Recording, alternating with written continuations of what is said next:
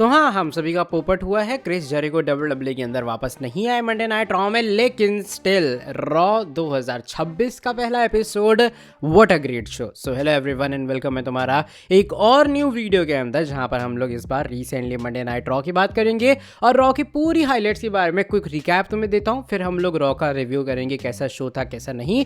अगर बात करूँ शो की ओपनिंग के बारे में, शो की ओपनिंग में ही टाइटल चेंज हुआ है, क्योंकि अपनी जो EU sky and Riya replay हैं वो एक बार फिर से वुमेन्स टैग टीम चैंपियन बन चुकी हैं। इस बार उन्होंने काबुकी वॉरियर्स को हराया, अच्छा खासा मैच था और न्यू चैंपियनशिप वो जीत चुकी हैं जब उन्होंने आस्का को पिन किया था इस मैच के अंदर। इसके अलावा शो पे गंथर आते हुए नजर आए, एजे स्टाइल्स आके उन्हें कन्फ्रंट करते हैं, क्योंकि एक बार फिर से वो लेजेंडरी जॉन सेना की बुराई कर रहे थे और वही बात कि भैया मैंने जॉन सेना को as a bitch tap out करवा दिया। गंथर उस चीज को बहुत वो कर रहे थे कि हाँ मैंने हरा दिया, ये हो गया वो हो गया। अब जब वहां से एजे स्टाइल्स आते हुए नजर आए, उन्होंने बोलती बंद करने का ट्राई किया है गंथर की, लेकिन गंथर उन्हें भी मॉक करते हैं। चीजें एंड होती हैं जब एजे स्टाइल एक चमाट लगाते हैं गंथर के चेहरे पे और कहते हैं भैया आप करो जो करना है। ये लोग बैक स्टेज के ऊपर जाते हैं जहां गंथर कंप्लेन करते हैं एडम पियर्स से। अब यहाँ स्टाइल्स प्रोवोक कर देते हैं और भी ज्यादा गंथर को कि भैया क्या हो गया, तू तो मैनेजर के पास कंप्लेन करने आ गया, मर्द बनना मर्द। तो यहाँ जो है वो एक मैच कंफर्म होता है कि गंथर एजे स्टाइल्स का मैच होगा अगले हफ्ते रॉ इन जर्मनी में। इसके अलावा शो के ऊपर मैक्सिन ड्यूप्री और बेकी लिंच का मैच होता है for the women's intercontinental championship. एक डिसेंट सा मैच था, ज्यादा कुछ खास था नहीं मैच में, लेकिन आखिरी में मैच की बेकी लिंच की विक्ट्री हो जाती है और वो न्यू चैंपियन बन चुकी हैं। आई थिंक इसलिए किया गया है ताकि एजे ली के साथ में उनका फ्यूड हमें आगे देखने के लिए मिले। शो पर जिवॉन एवंस जो है वो एडम पियर्स के साथ में एक सेगमेंट में दिखाई देते हैं, जो कि कमर्शियल ब्रेक के टाइम पे था, और यहाँ एडम पियर्स जो है उन्होंने उन्हें इंट्रोड्यूस किया जिवॉन एवंस को और ये कंफर्म किया कि वो रॉ रोस्टर का ऑफिशियली पार्ट बन चुके हैं। शो पर ऊसोस आते हुए नजर आए। ऊसोस हर बार की तरह अपने टैग टीम चैंपियनशिप के बारे में बात करते हैं कि भाई उनकी टैग टीम काफी लेजेंडरी है, ये वो। एजे स्टाइल्स ड्रैगन ली के बारे में बात की, उनकी तारीफ की, लेकिन ये बात कंफर्म की कि साल 2026 द ऊसोस का ईयर होगा। इसके अलावा शो पर स्टेफनी वेकेर आते हुए नजर आए। उनका एक सेगमेंट होता है यहाँ पे, वो बात करती है उनके 2026 से साल के बारे में। 25 उनका ऑलरेडी डिसेंट अच्छा गया था, लेकिन इसके बाद राकेल रॉड्रिगस का अटैक होता है। इंपॉर्टेंट चीज ये थी कि जब स्टेफनी वेकेर आई थी ना, उनके पैर में एक जो ब्रेस होता है ना, जैसे इंजरी के टाइम जो लोग पहनते हैं, तो वो चीज दिखाई दे रही थी।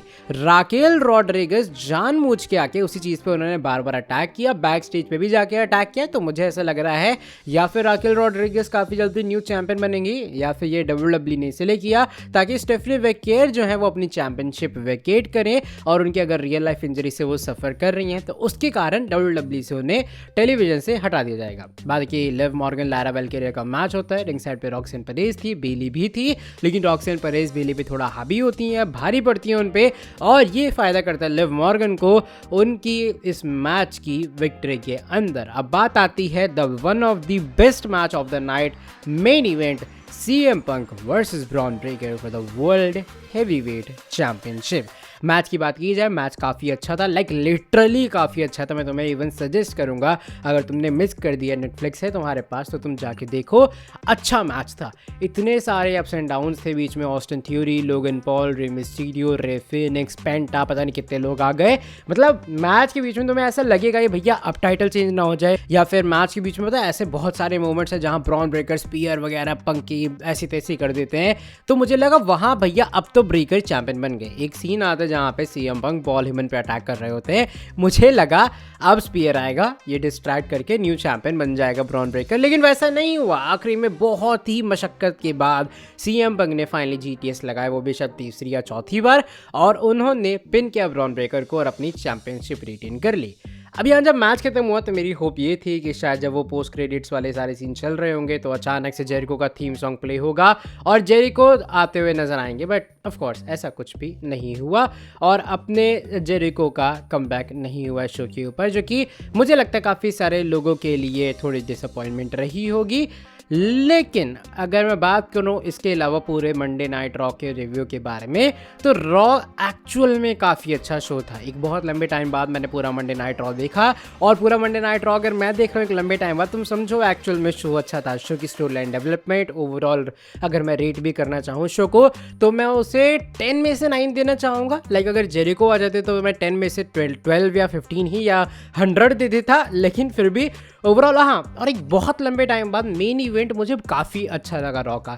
तुम देखोगे वरना ये लोग क्या करते हैं, कोई भी चिलगूजे सा मैच रख देते हैं मेन इवेंट के अंदर, जो कि ना उतनी बज़ होती है ना हाइप होती है। स्पेशली नो ऑफेंस, बट जो वुमेंस वाला मैच ये लोग मेन इवेंट रख देते हैं, उससे मुझे थोड़ा सा लगता है कि अरे यार शो की हाइप मार दी इन लोगों ने, ऐसा वाला हो जाता है। लेकिन पंक ब्रेकर क्या डिलीवर किया उन्होंने मेन इवेंट मैच के अंदर, इसलिए ओवरऑल शो काफ़ी बेहतरीन था। और ऊपर से show stranger things special edition था, और ऐसे एक लंबे टाइम बाद हुआ है कि पहली बार मुझे WWE वालों की प्रमोशनल स्ट्रैटेजीज अच्छी लगी। शो के बीच में अगर तुमने स्ट्रेंजर थिंग्स देखी हो, ये लोग चैप्टर वाइज डिवाइड करके रखा हुआ था। और ऊपर से तुम ये भी कह सकते हो कि भैया शो पे ऐसा भी था कि बार बार स्ट्रेंजर थिंग्स के ग्राफिक्स आ रहे थे, अपसाइड डाउन यूनिवर्स, मतलब वो सारी चीज़ें बहुत अच्छी लग रही थी देखने में। वो प्रमोशनल वाली चीज़ मुझे ऐसा लगा कि हाँ भाई ऐसा है यहाँ पे कि अब फाइनली WWE को पता है कैसे प्रमोशनल स्ट्रैटेजीज को हम लोग को कैरी ऑन करना है। एक बात बता दो कि Y2J के काफ़ी सारे चांस लगे थे शो के ऊपर। इसका मतलब ये कि भैया जो वहाँ लाइव क्राउड था वो भी एक्सपेक्ट कर रहा था जेरिको के कमबैक को, लेकिन ऐसा नहीं हुआ, जो कि बहुत सारे लोगों के लाइन और डिसअपॉइंटमेंट होगी। लेकिन ओवरऑल स्टिल रॉ एक अच्छा शो था, मैं इतना ही रिव्यू करना चाहूँगा। अगर तुमने मंडे नाइट रॉ देखा है, कमेंट सेक्शन तुम्हारे लिए ओपन है, अपना रिव्यू डालो। और तुम्हें कैसा लगा Monday night Raw without Chris Jericho की प्रेजेंस से, और उनका ना आना तुम्हारे हिसाब से क्या रॉ को थोड़ा बकवास बनाता है? चलो अभी फिलहाल के लिए मैं बकबक अपनी ही खत्म कर रहा हूँ। वीडियो पसंद आई है, वीडियो को तुम लोग नीचे लाइक कर देना, चैनल को सब्सक्राइब और बेल नोटिफिकेशन को भी कर दो ऑन। तुमसे मिलूंगा आके नेक्स्ट वीडियो के अंदर बहुत ज़्यादा जल्दी।